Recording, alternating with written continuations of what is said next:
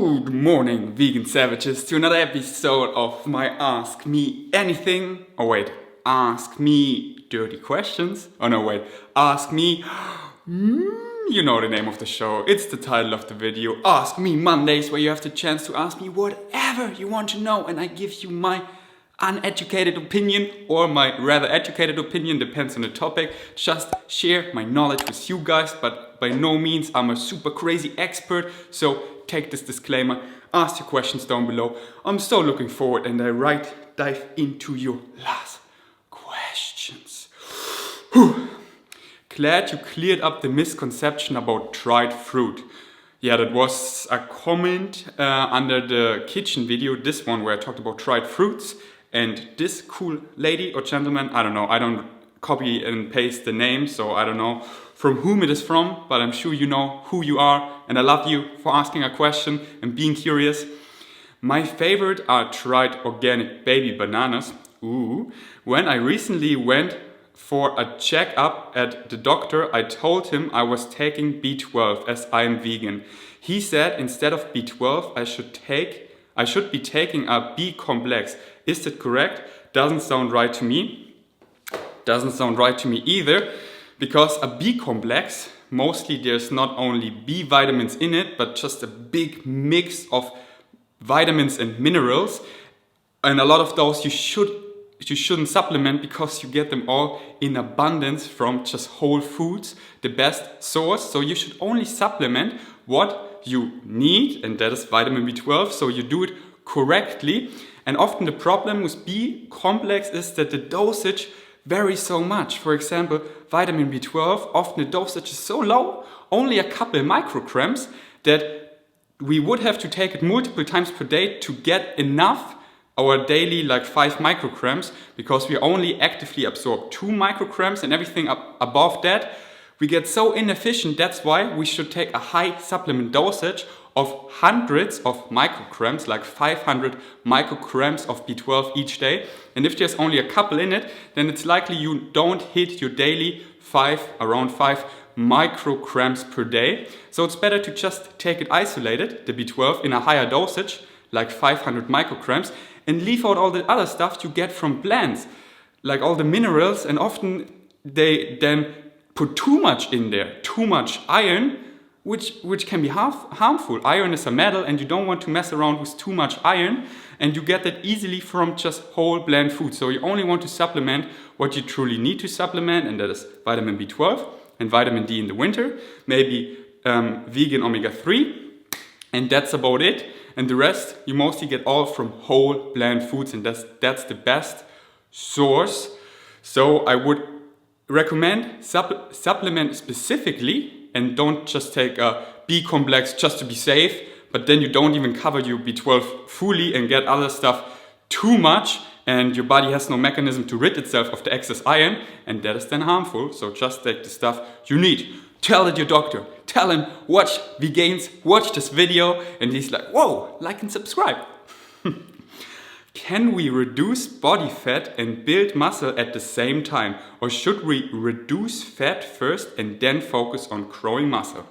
That's an excellent question. Yes, you can lose body fat and build muscle at the same time, but not in the long run, not for the results you're probably after, because it's really hard to build muscles in a caloric deficit in the long run. If you want to lose weight, you need to be in a caloric If you want to lose weight, you need to be in a caloric deficit, eat less than you burn. But if you do that long term, then it's just really hard to build muscle, because you're not that strong, you don't have that much energy, and it's harder to make progression, and you don't want to lose weight forever. So I wouldn't recommend staying in a deficit for too long.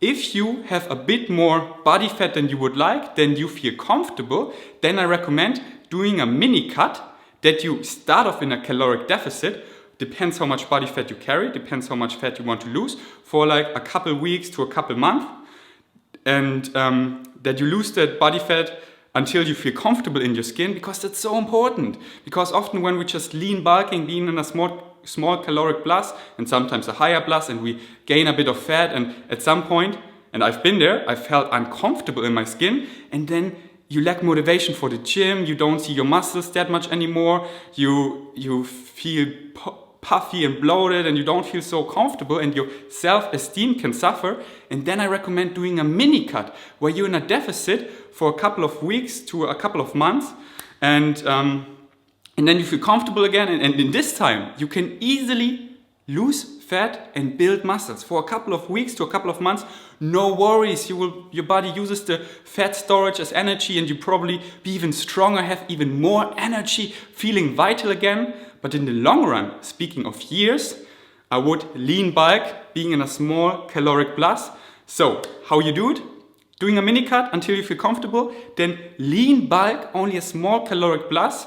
And when you get to a point where you feel uncomfortable again, then you just do a mini cut again. I build in mini cuts every now and then, but often it's just intuitively that when I was in a caloric plus a couple of days, which were too high, so I ate a bit way more calories than I would need it, so I gained more fat than I would like, then I just eat 1 or 2 days a small caloric deficit. Or a big caloric deficit, like yesterday I did my only drinking juices and I was in a huge caloric deficit. So I balanced it out again, that the monthly balance, I'm just in a small caloric plus or just hit my maintenance calories. Maybe I do an entire video about this topic, but I covered that in my ebook as well, I believe. I'm not even sure. But I also made training videos and a video why you shouldn't dirty bulk, which I link you up here. And yeah, that's it for the question. Great video, Ferdinand. Would you consider trying to supplement with chlorella instead of protein powder? No, because don't get me wrong, chlorella, it's a healthy algae, but it's high in protein. Don't get me wrong, like chlorella and spirulina are super high in protein, but when I take a scoop of VivoLife Perform, my protein powder I use, I take like 25 to 30 grams. And of spirulina or chlorella, you only take a bit, because if I would take 30 grams, yikes, that would taste so disgusting. I would have to force it down and I couldn't do it in the long run and it would be probably crazy expensive. It just tastes, in my opinion, quite disgusting. A bit, no worries, because you hardly taste it, but you cannot replace it with protein powder. Whoever does that, you lack taste buds, and I see no reason doing it, because protein powder, you get a great source of proteins from hemp protein, pea protein, rice protein, and like VivoLife, you also get some superfoods included there, a natural flavor with some vanilla and stevia, so it's great. No need to go crazy with spirulina or chlorella. If you want to implement it, go for it, but soon you will find out that you only can take a bit, otherwise, yikes. Yikes! What are the best exercises to build pull-up strength? Shouts out to my Ask Me Mondays where I showed you how many pull-ups I can perform. If you haven't seen it, up here. How to build up pull-up strength? Simple, by doing pull-ups. Always when you want to get better at something, you should do exactly that. When people ask me, hey, your squats, your mobility, it is amazing. How can I improve my mobility for squats? How can I squat under parallel, ass to grass? How do I get that mobility?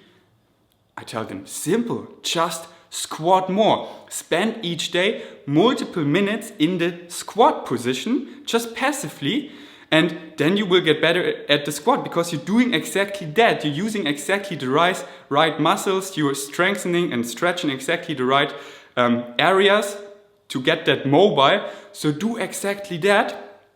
Do exactly pull-ups. Of course, if you cannot do pull-ups, simulate the same exact movement. And that is either the lat pull down, and then you use less weight and progressively build your weight up to your body weight exercise. And then once you can perform 2, 3, 4 pull-ups, then you can build them in. Or you get a resistant band, which you put on the pull-up bar, and then your assistant can do pull-ups. It takes a bit of your body weight. Or you go to one of those machines where you do pull-ups, and it's supported that you can use a weight and you have to move less weight and thus can be able to perform pull-ups. and just do exactly the same movement for the pull-up, build your strengths up that you can do them, and then you do them, and then you get more numbers in that you can perform 5, 6, 7, 8 pull-ups, and once you're around 10 to 12 pull-ups, you use extra weight because it gets too light. So doing the exact same movement is the key. Amen, brother. That's why if you want to become a better squatter, spend every day time in the squat. Build it into your lifestyle, that you not, oh, now I do mobility and squat. No, just build it into your lifestyle, that you just have this position where you do stuff. When I do my Instagram posts, when I'm just on my phone, when I'm reading, I spend each day about almost half an hour, like at least 20 minutes, in the squat position. It's just as a passive, healthy position where I work in. And thus, my mobility is on point, but I don't actively work on my squat. It's not like, okay, now I take 20 minutes away of my day to work on my mobility, because often then we skip it because we don't have the 20 minutes. But if you build it into a position where you work in, where you get stuff done, then you have it as a routine and you're more likely to do it every single day, and then you really get that mobility so good and you feel so comfortable in the deep squat, and your mobility for that is just on point because you're doing the exact same things you want to improve. But that's common sense, I guess. If you want to be good at something, you have to do it. Whew, feeling so preachy today. We vegans are so preachy. Advice for beginner vegan bodybuilders. So, bodybuilding hasn't really anything to do with being a vegan. Vegan is just what you eat, and if you eat in a variety, then you will, and eat enough, then you will get enough calories, and thus you get enough protein. And if you're eating in a variety, you get all the nutrients, so all good on that side, and you have countless benefits like less inflammation going on, probably more energy, better digestion, so a lot of benefits for weightlifting. Your recovery is faster, this and that. And when it comes to bodybuilding, the key is it's not a sprint, it's a marathon. Always think about the long run, that you stay consistent. And that is the problem most people lack: consistency and a lack of education. The first years I wasted in the gym. I just went into the gym, looked left, looked right, imitated other people that like a couple biceps curls, a bit of my neck, some butterfly, and oh, I feel good and puffed. So now I go back home and play World of Warcraft again. And I didn't get any results. I wish I could take the first 10 trainings where I went to the gym. I would stay at home. I didn't train, but I educated myself how to train progressively, learn about the compound movements, learn about how important it is to learn the proper form, that you use the target muscle groups, that you don't injure yourself because you're using the right form, and you actually train the right muscle groups and not use momentum and help muscles to just get the way up somehow and injure yourself and all that stuff. And doing the right exercise, effective exercise like compound movements, and have a good training cycle where you train progressively and get stronger, because strength equals muscle mass equals strength. So, and if you don't want to waste your first years, then I wrote it all down. V-Gains Training Guide, 60 pages. It will be your first, 4 trainings. Rather you go to the gym, you read the V-Gains Training Guide, and then you have the knowledge, you have the training plan, and you can start building muscle from the, from the get-go? I think that's the phrase. I'm not so good with phrases, and I'm always confused. Should I use a British phrase or Australian phrase or American phrase? And I just mix and match them together and make my own phrases. But from the beginning, you can then train effectively, progressively, actually build muscle in a healthy way, and don't waste your time. And then consistency. So you need the knowledge and the consistency, that you don't, I'm so motivated now, and you really commit. The next months you're probably overtraining because you're so committed, you go to the gym every day, and then you maybe injure yourself, you eat pizza the next day and the next day and the next day, and then you're out of the habit going to the gym, and then it's hard for you to get back in. And then after 3 weeks, oh, I'm so motivated again, and you go for a couple of weeks, and then you're on and off and on and off, and you don't make any results. But if you want to have solid results, consistency is key, and it starts with finding your why. If your why is strong enough, then nothing can stop you. I don't need motivation speeches or any motivation to go to the gym. It's just autofocus. I have my why, I know why you do it, and I wrote it all down, my why, and how to find your why at the Vegan's training guide.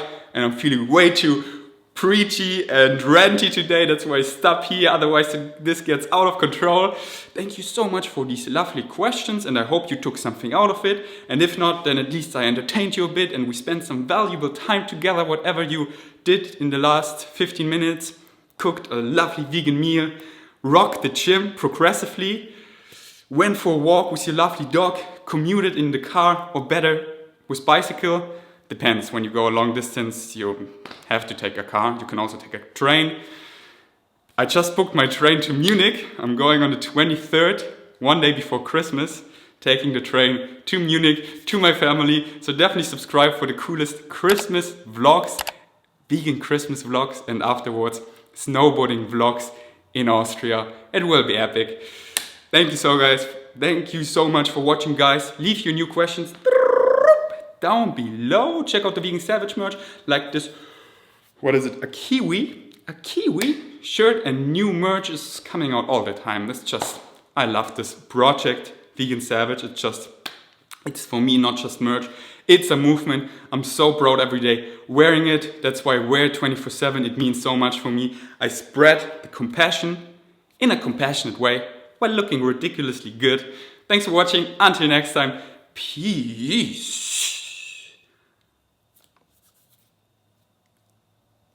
Christmas excitement.